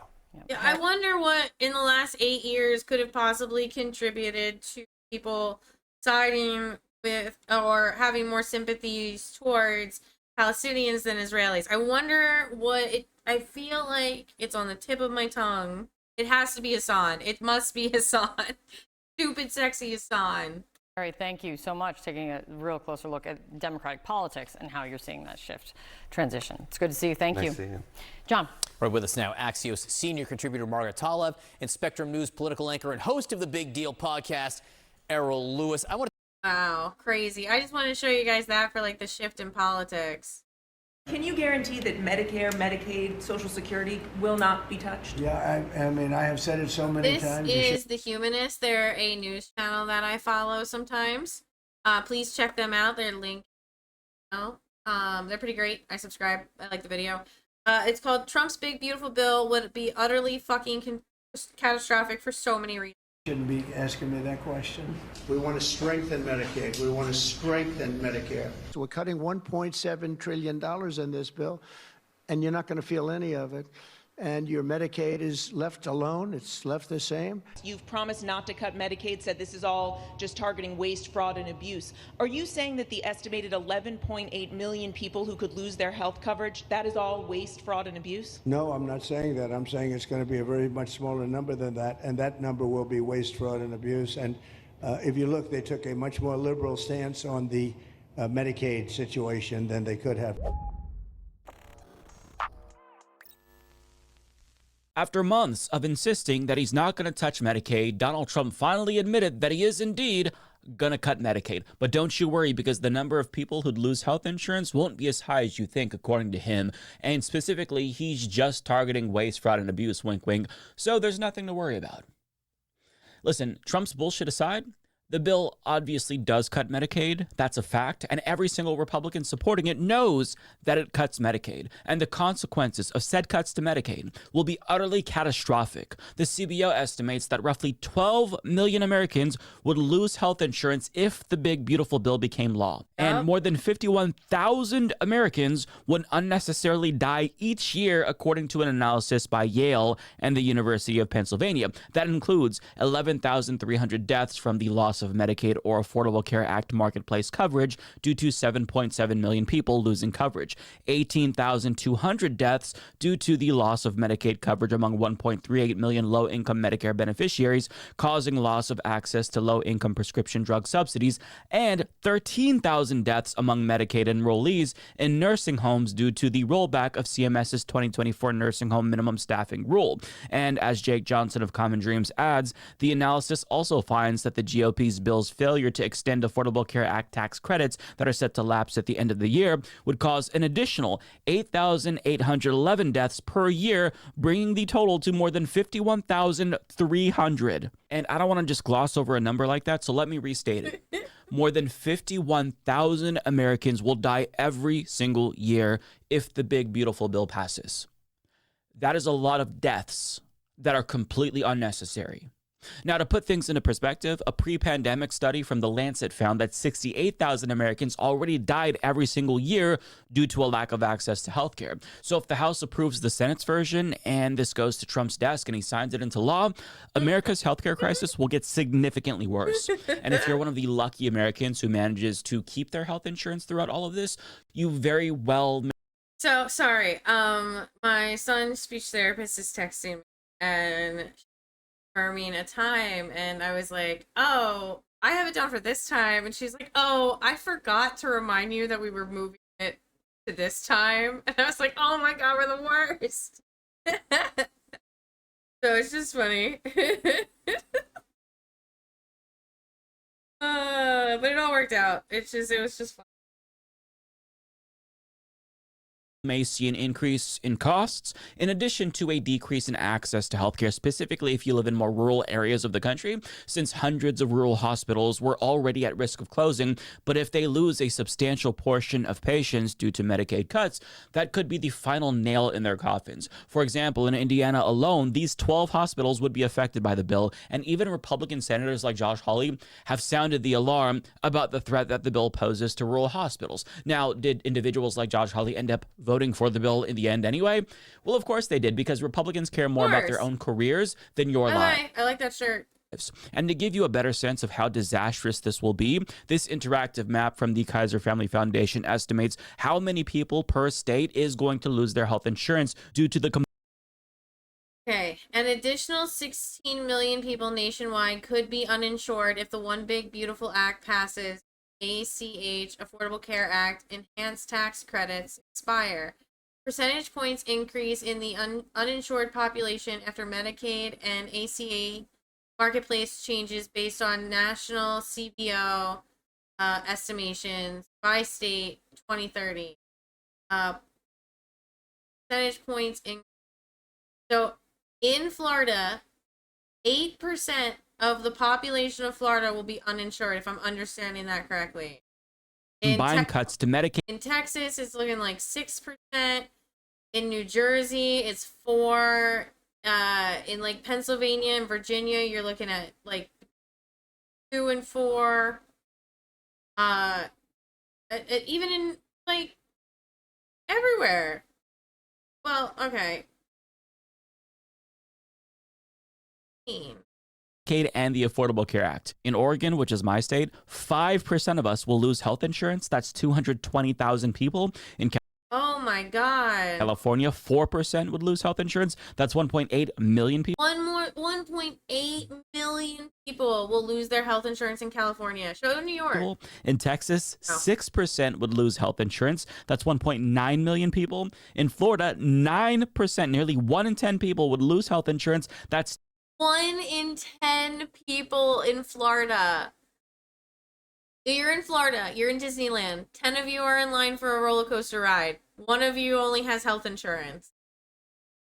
Crazy. 2.3 million people. In Louisiana, 6% of the population would lose insurance, amounting to 280,000 people. So unless there are substantial changes to the House version of this bill, Trump seems poised to sign a bill into law that will literally kill tens of thousands of Americans every single year, specifically so he can help finance additional tax cuts for himself and his rich friends. They are literally trying to kill us so the rich can get richer. We're talking about violent class warfare being waged on the overwhelming majority of the American population. Yeah. It'll be a complete and utter disaster, and every one of them know that, including Republicans like Lisa Murkowski, who, despite voting for it after getting pork for Alaska, low-key admitted that she hopes it fails in the House. And listen to this quote from Senator Murkowski, who just caved and voted for How the about you just fail it? How about... Oh my God. bill. And you got to love this. She said, quote, "My hope is that the House is going to look at this and recognize that we're not there yet," end quote. I mean, my question to her is, if you really believe that, then why the hell did you vote for this bill? It doesn't make any sense. I can answer that question. She voted for it for the same reason that Josh Hawley voted for it after he said he wouldn't, because they are terrified of Donald Trump. Josh Hawley looked reporters in the eye and said, "We can't do this. If Republicans are supposed to be the party of the working class, they weren't and never were, but if that's who they're supposed to be, then we can't cut Medicaid while giving tax cuts to the rich." But yet he did just that. See, opposing this bill could end their careers. So when given the choice between their careers and the lives of American citizens, they voted to sacrifice Americans, thousands of Americans, to the gods of capitalism to save their own asses. It is so cowardly because they can find new jobs, but we won't be able to replace the people who died due to their votes. So these people are scum, and they should absolutely lose their jobs. And in case you were wondering, there were only 3 Republicans in the Senate who voted against this: Rand Paul, Susan Collins, and Tom Tillis. J.D. Vance ended up casting the tie-breaking vote. But Rand Paul, as a doctor, he really couldn't care less about the Medicaid cuts. His main concern was that it would explode the deficit.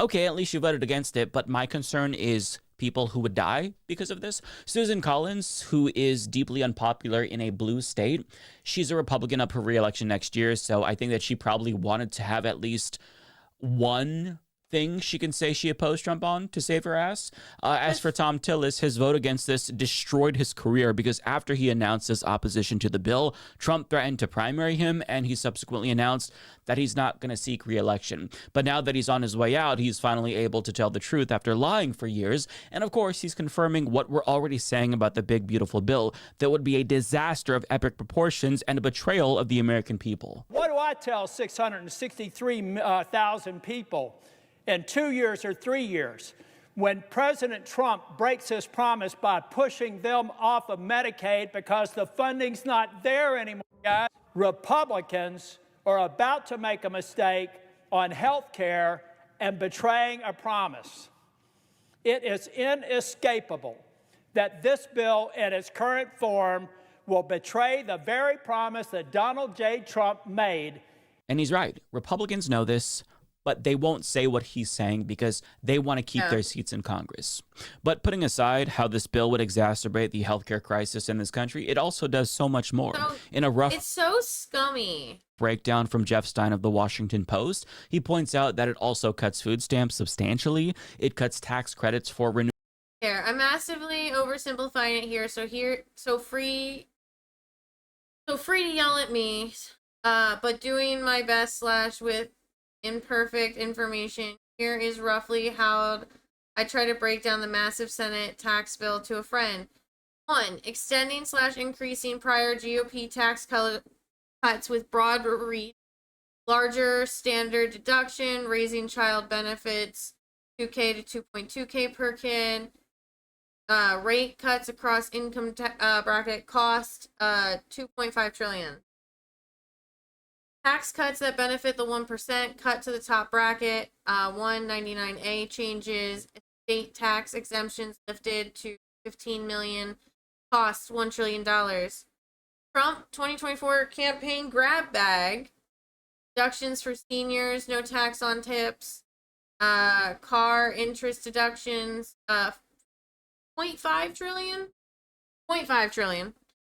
Business tax breaks, expensing, R&D, etc. 5.5 trillion, right? Funding for immigration enforcement and military budget, 0.4 trillion. Major safety net cuts targeting Medicaid and food stamps, work requirements, new costs of sharing, paperwork requirements, 1.3 trillion.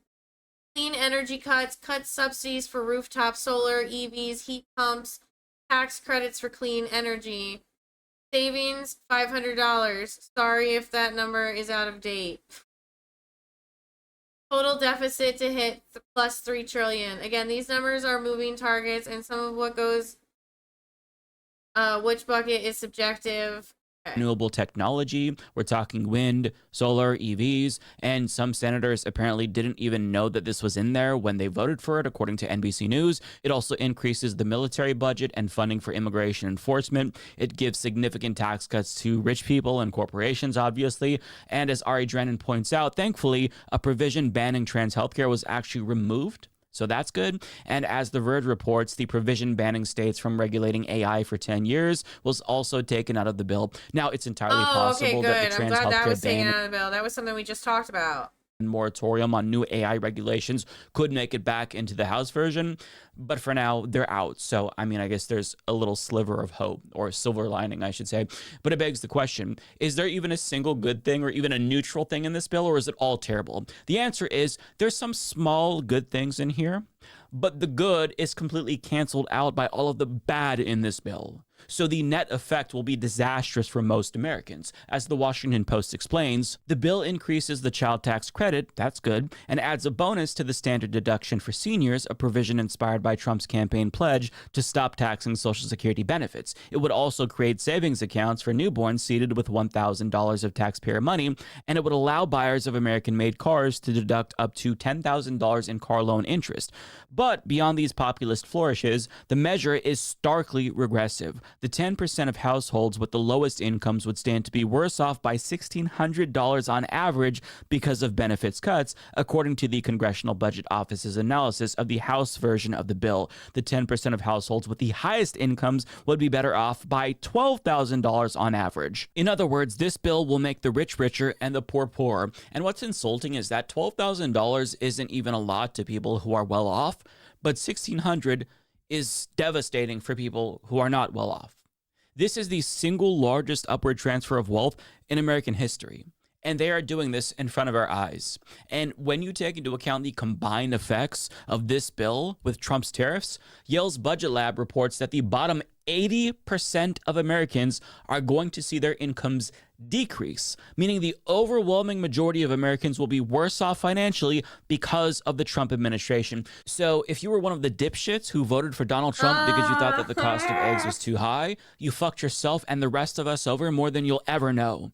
And none of this is surprising, by the way. It's what Republicans always do. They take power and then they cut taxes for the rich at the expense of the poor. Even Trump's no tax on tips, which is included ostensibly to help working class people, could easily become another loophole for wealthy tax dodgers who can now classify their income as tips to avoid paying even more taxes. And no tax on tips might actually fuck over working people, ironically, more than it helps them, since a lot of people who subsist on tips don't even make enough money to pay federal taxes in the first place. So if their income increases, they may no longer qualify for the earned income tax credit, which means that they get less money each year when they file their tax returns. So if Trump really wanted to help people making tips, he would abolish the sub-minimum wage and increase the federal minimum wage, but he had no interest in doing that because the goal wasn't to help working class people, obviously. The goal was to help rich people at the expense of working class people. And I'm not sure if you noticed, but Republicans aren't even bothering to lie to us about how the wealth is one day going to trickle down, because quite frankly, they don't give a fuck if we support it or not.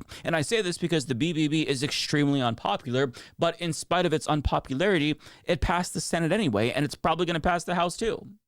And to put it into perspective, just like how unpopular it is, I want to show you this clip from CNN's data analyst. And this aired a day before the bill passed, so they had all this information. Nonetheless, they voted for it anyway. But without further ado, here's Harry Anton. The highest rating comes from the Washington Post at minus 19 points. How about Pew, minus 20 points? How about Fox, minus 21?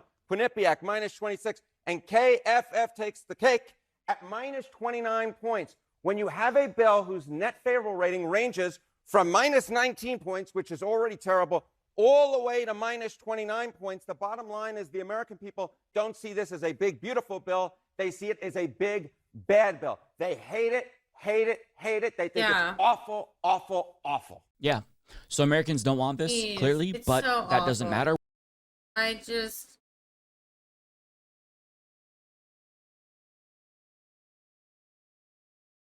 I'm like,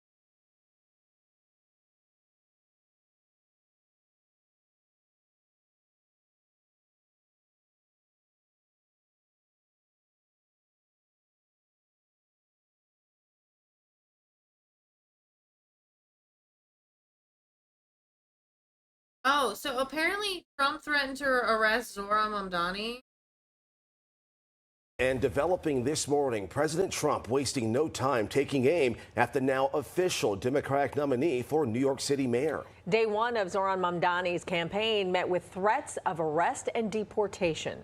Fix 11's Kirsten Cole joining us live here in the studio with more on this. Kirsten, good morning. And good morning to you guys. And we've heard similar threats from President Trump previously. Now they're leveled at him. Mamdani is not shy about taunting the president in response in this moment, releasing his very first campaign video. He's talking about how people who voted for Trump in the recent election now voted for him in the Democratic primary, a shift in support as the president now threatening to withhold even more money in New York City. Zohran Mamdani, officially named the Democratic nominee after 3 rounds of ranked. Good evening. Welcome to Inside City Hall for Tuesday, July 1st, 2025. I'm Errol Lewis. Zohran has tabulated the ranked choice voting results earlier today. Heading into today, State Assemblyman Zohran Mamdani. Just go to his channel. I don't know why I'm wasting description.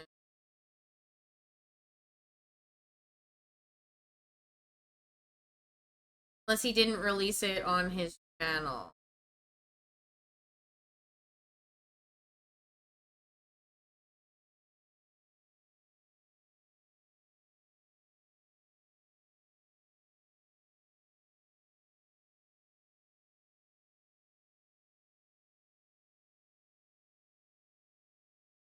I don't have a problem with Midas Touch. It's just pick up my.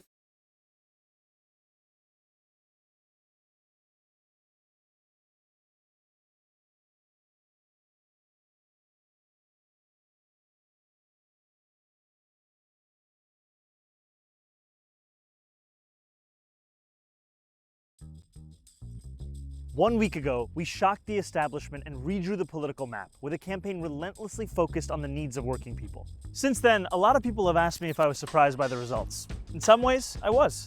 We always thought our victory would come after multiple rounds of ranked choice voting. So when we got more first-round votes than Eric Adams got in 7 rounds in the last election, it was astonishing. But in other ways, this was always the plan. We wanted to rebuild a coalition that had frayed over years of disappointment and neglect, to win people back to a Democratic Party that puts working people first. So let's break it down. Last November, New York City saw some of the biggest shifts towards Donald Trump of anywhere in the country. Much of it took place in working class and immigrant neighborhoods. A few days after the election, we went to Hillside Avenue in Queens and Fordham Road in the Bronx, not to lecture, but to listen. And what we heard was a desire to bring down the cost of living. That was our focus, and many of those voters came back. Brighton Beach went for Trump by 44 points. Last week, we won it by 16. College Point was a plus 11 Trump neighborhood. We took it by 8 points. We saw similar or even bigger swings in Bath Beach, Astoria Heights, and the North Shore of Staten Island. The headline is clear. We can win back voters many have written off if we give them something to vote for, not just tell them what to be against. When Eric Adams eked out a win by 7,000 votes 4 years ago, he called it a mandate and pronounced himself the new face of the Democratic Party. Even then, it was a little ridiculous. But in some neighborhoods, he did put up impressive margins. Take Flatbush, for example. Eric Adams dominated there, double digits ahead of his next rival. On Tuesday, there was also a double-digit victory, except it was for us, over Andrew Cuomo. We flipped Crown Heights by 45 points, North Corona by 33, and Jamaica by a staggering 57 points. These are the outer borough voters that Eric Adams said he'd bring with him to City Hall. He served as donors instead. Whether we're talking about young voters, older voters, or just plain disaffected New Yorkers, no campaign in recent history has been as successful at driving new voter registrations, especially in the 100 days before the election. Just take a look at this graph. According to the Times, in the 14 days before the registration deadline, about 37,000 people registered to vote. That's over 10 times the number of new registrations over the same period of time in the 2021 mayoral primary. As a result, we won big with zero prime voters, New Yorkers who had not voted in any recent mayoral primary. For instance, in Gravesend, at least 32% of all voters were first-time primary voters. Wow. Most campaigns focus That's on a triple big primes, amount. New Yorkers who voted in the last 3 primaries. But this strategy ignores most of our city. Yet we knew that we could turn them out if they saw themselves in our policies. We ran a campaign that tried to talk to every New Yorker. Whether I could speak their language, आपकी वजह से हमने $8 million raise किया है, 6 लाख से ज़्यादा दरवाजे खटखटाए हैं, or just tried. que se comprometa al bienestar. All the words are new! And the coalition that came out on Tuesday reflected the mosaic of these 5 boroughs. We won South Asian neighborhoods by huge margins in places like City Line, Ozone Park, Jamaica Hills. We won Latino neighborhoods like Corona, Washington Heights, Pelham Bay, and Woodhaven. We won many of the same Chinese voters that turned out for Trump in Flushing, Chinatown, and Bensonhurst. And in the final months of the campaign, we narrowed Andrew Cuomo's once sizable lead with black voters, outright winning young black New Yorkers in neighborhoods like Harlem and Flatbush. Andrew Cuomo and his super PAC spent more than $31 million. That's about $87 per vote. We were focused on affordability, and it cost us only $19 per vote. But what you did for us was worth so much more than what money could buy. The result? We shattered everyone's expectations, including our own. A Cuomo spokesperson put it best, saying they had not foreseen our ability to, quote, expand the electorate in such a way that no turnout model or poll was able to capture. Conventional wisdom says the left can only win low turnout elections. We rewrote the rule book by, get this, talking to New Yorkers. Politics in this city won't ever be the same, and it's all thanks to you. The next chapter begins today, New York.